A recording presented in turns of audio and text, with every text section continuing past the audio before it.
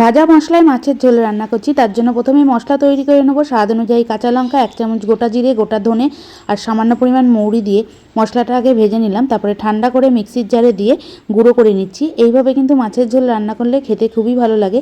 সর্ষের তেল গরম করে নিয়েছি, মাছে লবণ হলুদ মাখিয়ে মাছগুলো বেশ কড়া করে ভেজে নিলাম। ওই তেলের মধ্যেই তেজপাতা আর আলু দিয়ে আর সামান্য পরিমাণ গোটা জিরে দিয়ে কিছুক্ষণ আলুটা ভাজার পর 3-4টে শুকনো লঙ্কা আর 2টো মিডিয়াম সাইজের পেঁয়াজ আধবাটা করে রেখেছি, সেই পেঁয়াজটা দিয়ে কিছুক্ষণ ভাজার পর এর মধ্যে দিয়ে দিলাম টমেটো বাটাটা দিয়ে 1 চামচ আদা রসুন বাটা দিয়ে বেশ খানিক্ষণ মতো কষিয়ে নিচ্ছি।